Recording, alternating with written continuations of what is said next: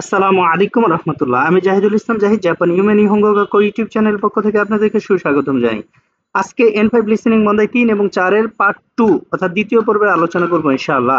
দ্বিতীয় পর্বে লিসেনিং মন্দাই 3 এবং 4 এর প্রশ্ন উত্তর আলোচনা করব ইনশাআল্লাহ। বিভিন্ন বিষয় নিয়ে আলোচনা করব। আমার চ্যানেল হচ্ছে জাপান ইউমেন নিহঙ্গো গাক্কো। অবশ্যই আপনারা সাবস্ক্রাইব, লাইক, শেয়ার, কমেন্টস দিয়ে পাশেই থাকবেন ইনশাআল্লাহ। চলেন আলোচনা শুরু করা যাক। দেখুন, এখানে একটা গুরুত্বপূর্ণ বিষয়, সেটা হচ্ছে যে কোহি ওয়া ইকাগা দেসু কা? কফি নিবেন কি? দিব কি? পান করবেন কি? এই যে একটা বিষয়। এখানে দেখেন আপনি অফার করছেন। যখন নাউনকে অফার করবেন তখন ইকাগা দেসু কা দিয়ে বলতে হয়। অথবা কোহি দোজো, করে দোজো, এইটা নেন, এভাবে বলতে হয়। অথবা আপনি যদি ভার্ব দিয়ে অফার করেন, যেমন পান করবেন নাকি, এখানে তো হচ্ছে নিবেন নাকি, দেব নাকি, আপনার প্রয়োজন আছে কিনা, এরকম কিছু কথা, ঠিক আছে। কিন্তু আপনি যদি বলেন পান করবেন নাকি, পান করার ভার্ব কি? নমিমাস। তখন অফার করতে হয় কোহি ও নমিমাসে কা। তাহলে এই নাউনটাকে আপনি তিন ভাবে অফার করতে পারেন: কোহি দোজো, কোহি ওয়া ইকাগা দেসু কা, অথবা কোহি ও নমিমাসে কা। এই ক্ষেত্রে যদি আপনি উত্তর দেন, উত্তর দেওয়ার ক্ষেত্রে এখানে দুইটা উত্তর, একটা হাবোদক উত্তর, একটা নাবোদক উত্তর। হাবোদক উত্তরে হচ্ছে ইতাদাকিমাস, ইতাদাকিমাস হয় হাবোদক উত্তরে, ইতাদাকিমাস, হ্যাঁ আমি নিব, জি ঠিক আছে। আর নাবোদক উত্তরে হচ্ছে ইয়ে কেক্কো দেস, না লাগবে না, যথেষ্ট, ধন্যবাদ, ঠিক আছে ভাইয়া। এইভাবে বলতে হয় ইয়ে কেক্কো দেস। এটা দিয়ে হচ্ছে নাবোদক আনসার হয়, ঠিক আছে ইনশাল্লাহ। এখন দেখেন এখানে দুইটা পয়েন্ট খুবই গুরুত্বপূর্ণ, এটাও খুবই গুরুত্বপূর্ণ ছিল। লিসেনিং বান্দায় 3 ছেড়ে থাকে, এখানে এটাও গুরুত্বপূর্ণ। লিসেনিং 3 এ থাকে যে গোহানো তাবে মাছ, খাবার খাবে, তাহলে কি বলবে? ইতাদাকি মাছ। আবার গোহানো তাবে মাছটা খাবার খাওয়া হয়ে গেছে, তাহলে কি বলবে? গোচিসো সামাদেস্তা বা গোচিসো সামা। গোচিসো সামা হচ্ছে প্লেন, গোচিসো সামাদেস্তা হচ্ছে পোলাইট। এই এখানে এটা গুরুত্বপূর্ণ, একটা গুরুত্বপূর্ণ বিষয়, সেটা হচ্ছে যে আপনি যখন কোনো অসুস্থ ব্যক্তিকে দেখতে যাবেন, গিয়ে তাকে জিজ্ঞাসা করবেন কি হয়েছে তোমার, কি হয়েছে আপনার, তখন বলতে হবে দৌশি মাস্তাকা। অসুস্থ ব্যক্তিকে জিজ্ঞাসা করলে দৌশি মাস্তাকা বলতে হয়।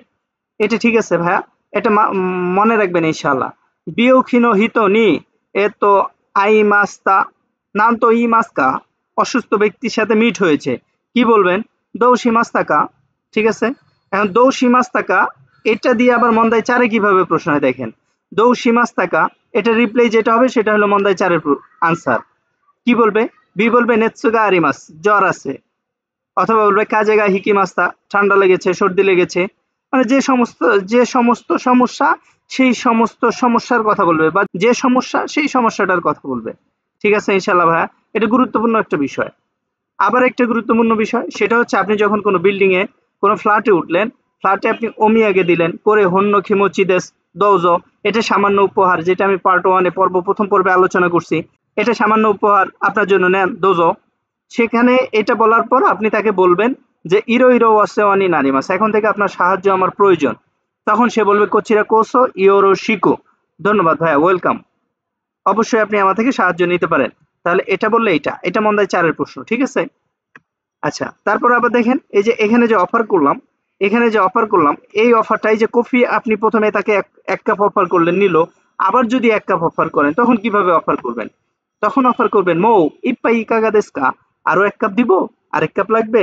যদি তার লাগে তাহলে কি বলবে? আরিগাতো গোজাইমাস। অথবা বলতে পারে ইতাদাকিমাস। আর যদি না লাগে তখন সে বলবে ইয়ে খেক্কো দেস, না লাগবে না ভাই, যথেষ্ট, থ্যাংক ইউ। এভাবে, ঠিক আছে ইনশাল্লাহ। এই যে এখানে গুরুত্বপূর্ণ একটা বিষয়, সায়োনারা, নাম তো ইমাস্কা, মানে গুড বাই। এখন তাহলে কি বলবে? অথবা আস্তা আইতাইদেস, আগামীকাল দেখা করবো, নাম তো ইমাস্কা, কি বলবে? আজকে বিদায় নিচ্ছে, ঠিক আছে। তাহলে বলবে কি জামাতা আস্তা, আবার আগামীকাল দেখা হবে। অথবা জামাতা আস্তার জায়গায় বলতে পারে মাতা আস্তা, আবার আগামীকাল দেখা হবে। অথবা বলতে পারে মাতা আতদে, আবার পরে দেখা হবে, যদি পরে দেখা হয়। অথবা জামাতা, শুধু জামাতা, আবার পরে। এখন এই যে আপনি চারটা যে কোনো একটা কথা বললেন, এর রিপ্লে আরেক যে ব্যক্তি থাকবে সে প্রতি উত্তরে বলবে হাই শিসরি সীমাস, জি অবশ্যই, কোনো সমস্যা নাই ইনশাআল্লাহ, আবার দেখা করা যাবে, দেখা করব, এরকম, ঠিক আছে। এই প্রবেশ করার ক্ষেত্রে এর আগে আমরা পার্ট 1 এ দেখে আসলাম যে কোনো আত্মীয়র বাসায় বা কোথাও প্রবেশ করলে কি বলতে হয়? গোমেন খোদাসাই অথবা শিৎসুরি শিমাস বলতে হয়, ঠিক আছে? এখন এই শিৎসুরি শিমাসের সাথে এই যে হাইতে মই দেশকা এটা ছিল পুরাটা একসাথে বলা যায়। শিৎসুরি শিমাস হাইতে মই দেশকা, এক্সকিউজ মি, মাফ করবেন, ভিতরে আসবো কি, আসতে পারি কি? এই যে মই দেশকা, আসতে পারি কি 15 লেসনের গ্রামার। তখন দেখেন সে কিভাবে আনসার দিচ্ছে। 3 ভাবে আনসার দেওয়া যায়। ফার্স্ট অফ অল এটাই বেশি ব্যবহার হয় সংক্ষেপে। সেটা হচ্ছে কি, হাই দোজো, হ্যাঁ আসেন ভিতরে আসুন। অথবা বলতে পারে কি, হাই হাইতে খোদা আসাই, হ্যাঁ দয়া করে ভিতরে প্রবেশ করুন। হাইতে খোদা আসাই, দয়া করে ভিতরে প্রবেশ করুন। অথবা বলতে পারে হাই হাইতে মইদেস, হ্যাঁ প্রবেশ করুন, অনুমতি দেওয়া।